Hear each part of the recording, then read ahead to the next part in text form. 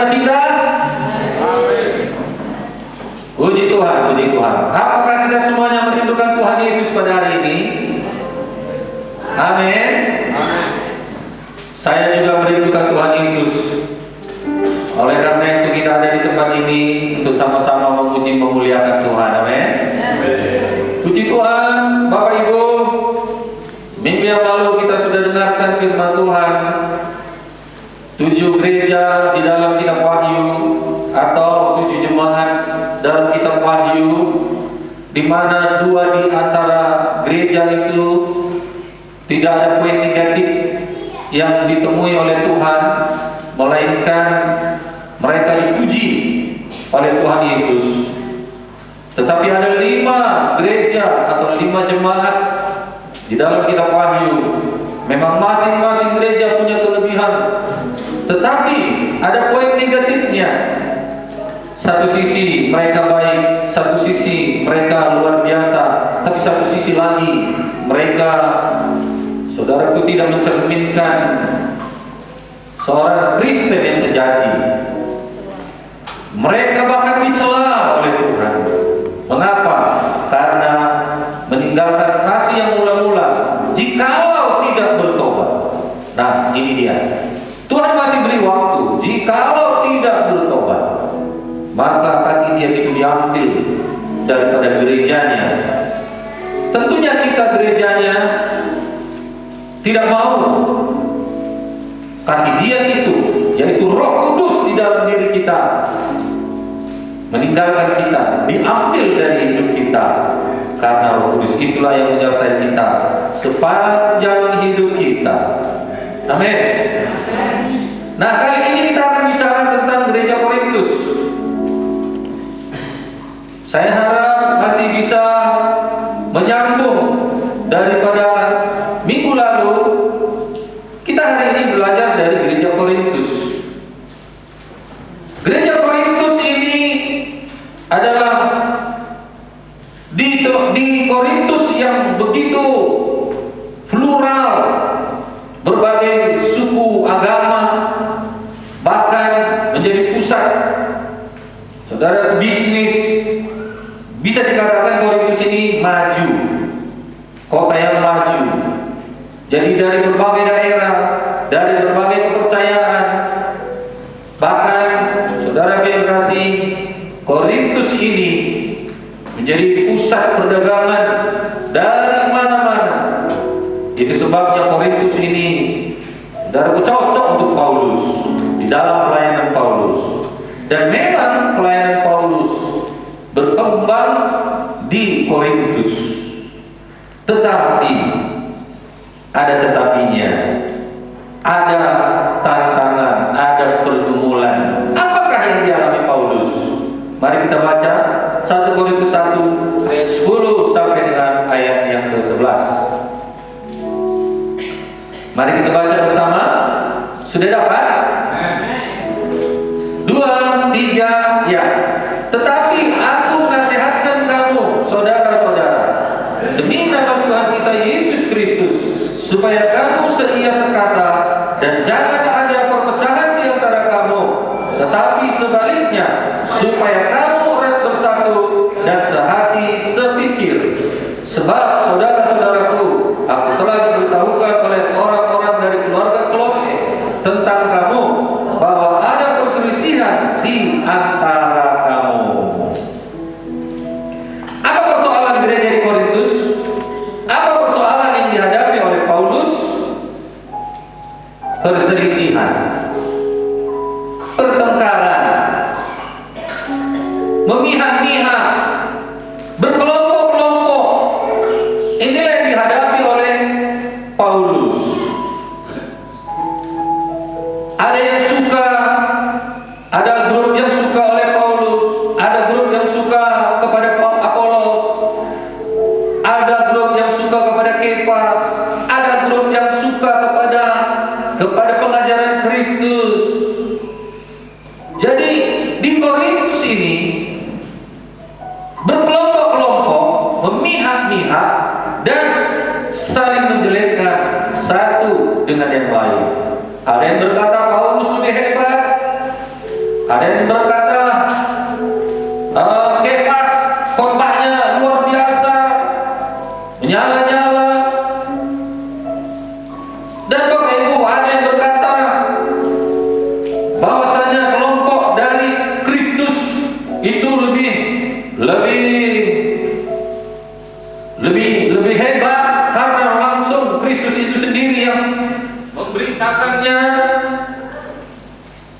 Nah, Bapak Ibu Saudara yang terkasih, mereka berkelompok. Berkelompok bukan hanya sekedar berkelompok. Mereka saling menjelekkan dan ada perselisihan, ada pertengkaran. Jadi kalau sudah ada benteng-benteng dan kelompok-kelompok berpihak-pihak, maka sudah dipastikan pasti ada pertengkaran dan perselisihan. Itulah gereja di Korintus. Haleluya. Nah, Bapak Ibu, tentunya pemikiran di Korintus ini sudah sangatlah maju. Tapi mengapa mereka masih berpikiran seperti itu? Padahal sama-sama menjadi orang Kristen. Saudara yang terkasih, itu semuanya tidak terlepas daripada ego masing-masing, kesombongan masing-masing, merasa hebat masing-masing. Itulah dia gereja di Korintus. Sulit untuk merendahkan hati, sulit untuk mengampuni. Itu sebabnya Paulus menasehati, dikatakan ayat 10-11 itu, saudara yang terkasih, supaya seia sekata. Apa Bapak Ibu? Artinya seia sekata, satu hati, bersatu, tidak boleh ada perpecahan. Bagaimana bisa bersatu, Pak? Aku milih ini, dia pilih itu. Memang Bapak Ibu, kalau kita tidak mengerti firman, sulit bagi kita untuk bersatu. Kami berharap semuanya yang sudah bergabung di dalam giat rasmi ini, kita semuanya bersatu. Baik yang sudah lama maupun yang baru, kami berharap semuanya kita bersatu dan menjadi kuat, maju dan berkembang. Kita ikut Tuhan, bukan ikut pemimpin. Saudara bukan ikut saya. Saya mungkin jauh, saudara yang kasih, jauh di bawah hamba Tuhan yang lain. Tetapi kalau kita mengerti firman dan penggembalaan, saudara yang kasih, mari kita belajar di tempat ini untuk bersatu. Haleluya. Seia sekata. Dimulai dari keluarga, suami istri, seia sekata. Suami istri dan anak-anak seia sekata. Bersatu. Itu sebabnya di dalam pernikahan selalu diingatkan, dua orang yang berbeda, beda keinginan, beda karakter, beda sifat, tapi Tuhan berkata harus bersatu.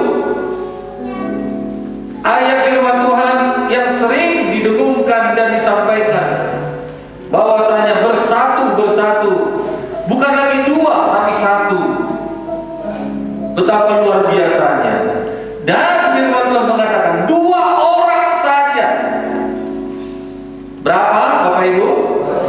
Dua orang saja bersatu, bersahati. Dimulai dari keluarga, suami istri yang bersahati akan membawa terobosan, akan membawa pembangunan rohani, akan membawa banyak berkat. Siapa yang mau berkat di sini? Angkat tangan. Tidak mau berkat? Ada yang tidak mau berkat?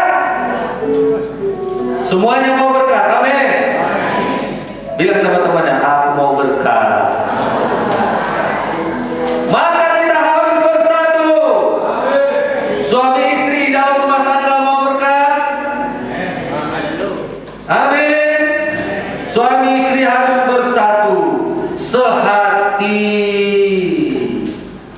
Haleluya.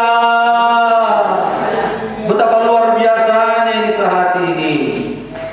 Bapak Ibu Saudaraku yang kekasih, kita bisa bersahati, kita bisa mengadakan terobosan. Ada orang bersahati dalam kejahatan, bukan itu maksudnya. Yang menjadi barometer untuk bersahati dalam hidup kita adalah firman Tuhan. Amin. Jadi suami istri, ini penting. Suami istri, barometernya firman. Kalau suami misalnya suka ibadah, istri tidak suka ibadah, dicocokkanlah. Kemana dicocokkan? Kepada firman. Apa kata firman? Firman berkata, jangan tinggalkan ibadahku. Maka salah satu dari suami istri ini harus mengalah, menundukkan diri kepada firman, bukan menundukkan diri saja kepada suami. Haleluya. Mengapa saya katakan bukan hanya menundukkan kepada suami? Karena jangan salah dalam menundukkan diri. Kalau kita disuruh misalnya berbuat dosa, tentu salah satu pasangan tidak mau. Kenapa? Karena tidak sesuai dengan barometernya firman Tuhan. Amin. Oleh karena itu, dalam kehidupan kita, terlebih kepada suami istri, kenapa sampai begitu lama berpisah? Kenapa sampai pertengkaran begitu berlarut-larut? Bukan hanya suami istri, kepada di dalam keluarga, kepada anak-anak juga. Kenapa begitu lama? Saudara yang kasih, perselisihan itu tidak kelar-kelar. Karena barometer firman itu tidak dipakai. Apa yang dipakai? Barometer diri sendiri, ego diri sendiri, kebenaran diri sendiri. Jangan pakai kebenaran kita, tapi pakailah kebenaran firman Tuhan. Bapak Ibu Saudara yang kekasih, kalau kita pakai kebenaran firman Tuhan, maka apa yang kita pikirkan, walau tidak cocok dengan firman, maka kita harus tunduk kepada firman. Amin. Jangan biarkan pikiran kita, hati kita menentang firman. Kalau sudah nasihat firman itu datang kepada kita, mari kita tundukkan, rendahkan hati kepada firman. Haleluya. Bukan masalah siapa benar, siapa salah. Apa Bapak Ibu? Bukan apa yang benar, mana yang salah, bukan. Tetapi kebahagiaan kita biarlah bertumbuh memiliki kasih Tuhan. Kadang-kadang Bapak Ibu, disinilah perlunya kita belajar. Selain barometernya kita adalah firman, kita juga harus memiliki kasih. Amin. Karena pemikiran kita dengan pemikiran orang lain, pemikiran kita dengan pemikiran pasangan kita mungkin tidak sama. Pemikiran jemaat yang satu dengan jemaat yang lain mungkin tidak sama. Kedewasaan rohani yang satu dengan yang satu lagi tidak sama. Itu sebabnya Paulus sangat gelisah hatinya. Dia menulis surat karena dia di dalam penjara, menyampaikan bahwasanya jemaat Korintus harus seia sekata, bersatu di dalam Kristus.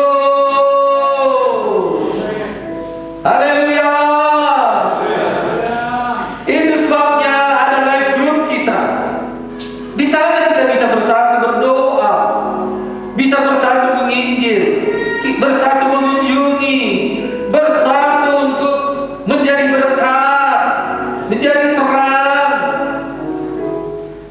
Itu sebabnya kita perlu bersatu berdoa, karena kita tidak tahu strategi yang paling baik menurut dunia ini. Beginilah begitu, begini begitu. Bapak Ibu, yang saya tahu strategi terbaik hanya doa. Buat ini, kreatif ini, buat itu, buat ini, bagus. Tapi kalau tidak didoakan,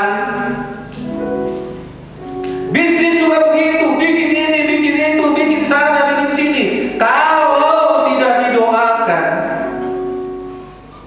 maka tidak akan jadi. Oleh karena itu, saya prihatin sekali. Doa syafaat kita masihlah belum seperti yang diharapkan. Oleh karena itu, Bapak Ibu, mari lebih banyak berdoa, maka lebih banyak terobosan. Lebih banyak berdoa, maka lebih banyak kebangunan rohani. Jadi kita harapkan giat rasmi ini banyak berdoa. Bilang sama temannya, mari kita banyak berdoa. Datangnya kau berdoa hari Jumat itu, doa syafaat, coba tanya dulu. Senyum-senyum, mekel-mekel, ketawa-ketawa, berarti terlibat absen. Haleluya. Di keluarga kita nggak tahu bagaimana caranya supaya semuanya baik. Tapi ingatlah, doa itu satu kunci, satu syarat bagi kita untuk menang. Amin. Masih bandel kan anak, doa. Gak dapat kerja, doa. Belum ketemu pasangan, doa. Masih sakit, doa. Bertekun berdoa, semangat berdoa. Kita membutuhkan pekerjaan iblis di dalam doa kita. Haleluya. Kalau kita ini, dengarkan, kalau kita berdoa, bukan kita yang bekerja. Maksudnya ngerti? Maka Tuhan yang mengerjakan. Kalau kita berdoa, kita katakan setan iblis pergi, maka Tuhan membuat setan itu lari terdirik-dirik. Amin. Haleluya. Bapak Ibu, menang di alam roh, maka kita bisa menang di dunia nyata ini.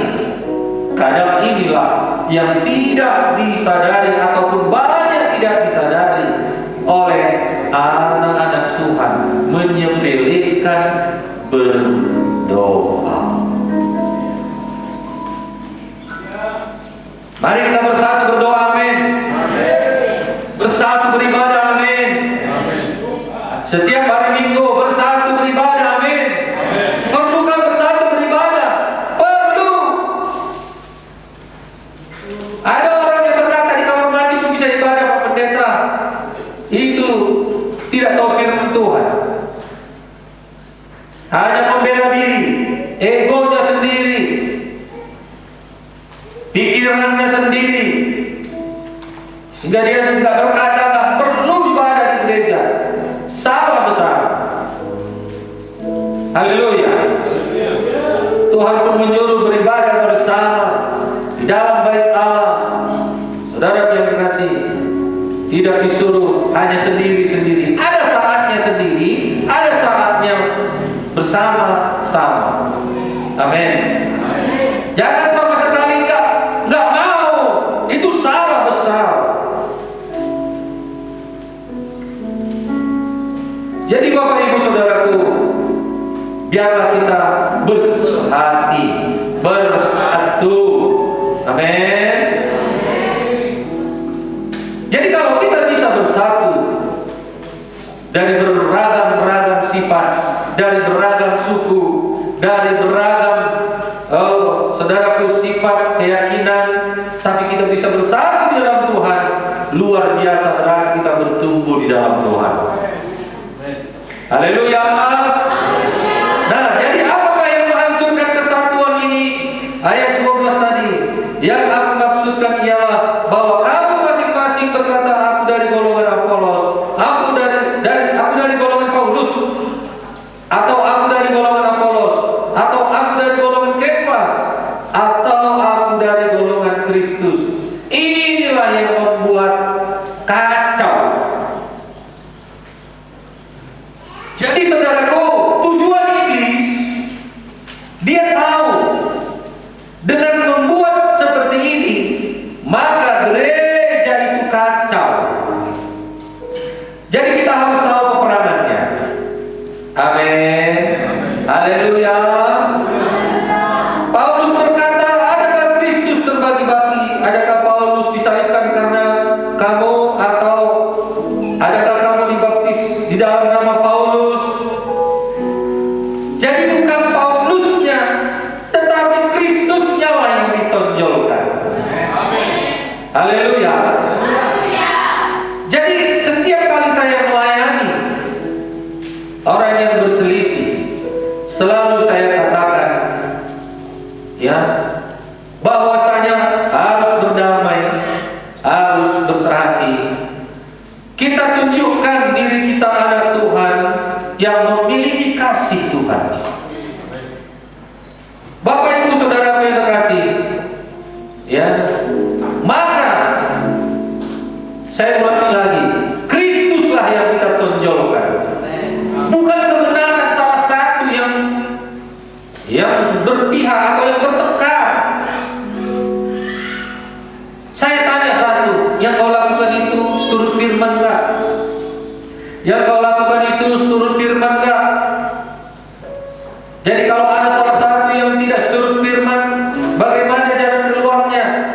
Satukanlah kepada firman. Caranya bagaimana? Harus memiliki kasih, rendah hati, berkorban, rela menerima kesalahan, rendah hati menerima kesalahan. Amin. Karena kalau tidak ada yang rendah hati mempraktikkan firman, maka tidak ketemu perdamaian. Jadi Bapak Ibu Saudara yang terkasih, ini penting karena di Korintus itulah persoalan. Itulah saudara yang kasih pergumulan Paulus di kota besar yang bisa dikatakan sudah maju. Itulah kota yang maju pada waktu itu. Sama seperti sekarang ini. Sekarang sudah sangat maju, modern. Ada berbagai hal yang bisa membuat kita bisa tidak bersehati. Oleh karena itu pada hari ini, mari kita praktekkan firman Tuhan ini. Bersatu, bersehatilah kita semua. Amin. Akunya yang benar, dianya yang salah. Nggak perlu, nggak penting itu. Yang penting apa? Yang benar rendah hati, yang salah juga rendah hati, sama-sama minta maaf. Kalau kita membenarkan diri sendiri, menyalah-nyalahkan orang lain, menyalahkan pasangan kita, maka tidak ketemu, maka tidak ada berkat. Oleh karena itu, kita mau menjadi gereja yang diberkati. Haleluya. Kristuslah yang utama, Kristuslah yang harus diberitakan. Apalagi gereja sekarang ini banyak menonjolkan hamba Tuhannya. Bapak Ibu, sama seperti di Korintus, hamba Tuhan itu dianggap ya sangat didewakan sekali.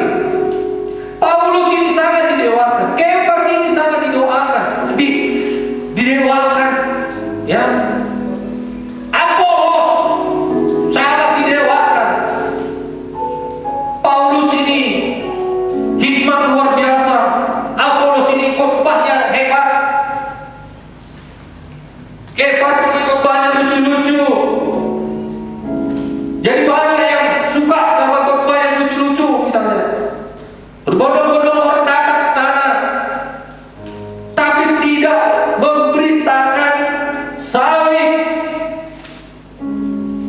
Bapak Ibu, salah satu gereja yang harus komitmen, yaitu memberitakan salib, memberitakan penyangkalan diri, menegur kesalahan, mendisiplin orang yang berdosa, bukan mengusir, bukan, mendisiplin. Itulah gereja yang dikehendaki Tuhan.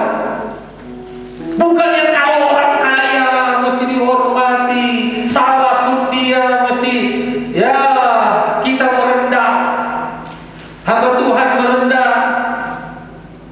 Bukan, itu hamba Tuhan yang salah. Bapak Ibu, sekarang banyak hamba Tuhan yang salah. Kenapa? Nanti ada kaya sedikit, ya dia ajak-ajak. Kenapa? Karena perpuluhannya besar. Saudara yang terkasih, itulah gereja di Korintus. Jadi, mari kita mengerti keadaan di Korintus ini sama dengan jemaat sekarang ini, di zaman ini, zaman modern ini, tidak jauh beda. Jadi kita harus mengerti Bapak Ibu, bahwasanya kita ini mengikut Kristus, bukan mengikut pendeta. Saudara bukan ikut saya hanya sebagai alat. Amin. Saya alat Tuhan, dipercayakan Tuhan mengembalakan saudara. Jangan ikut saya, tapi ikut Yesus.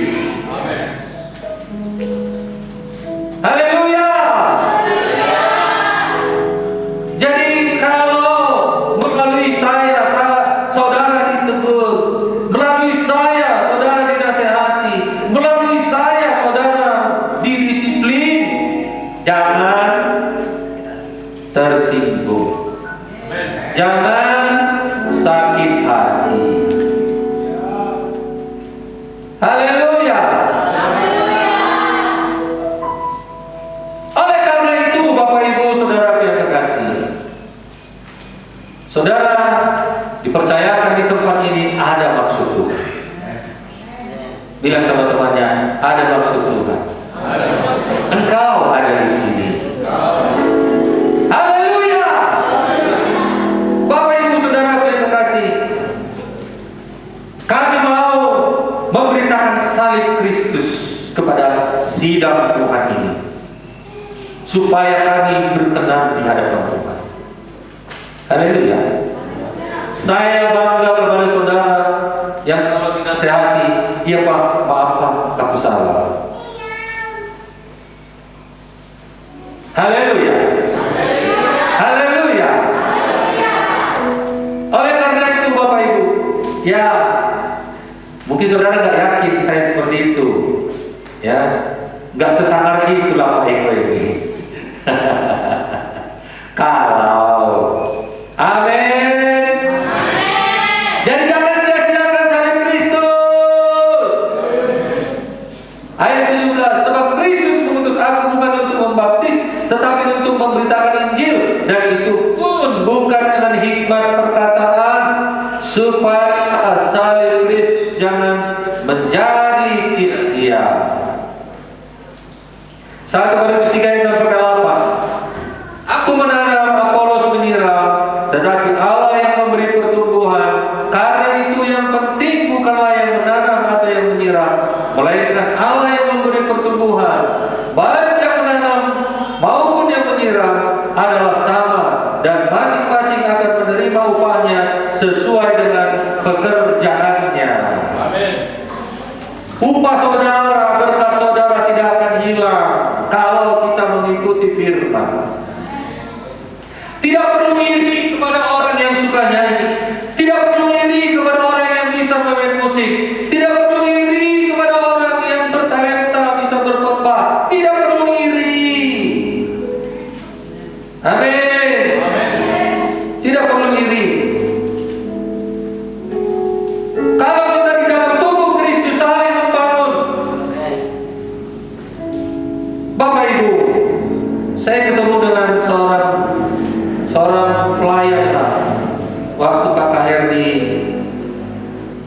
PJJ kemarin.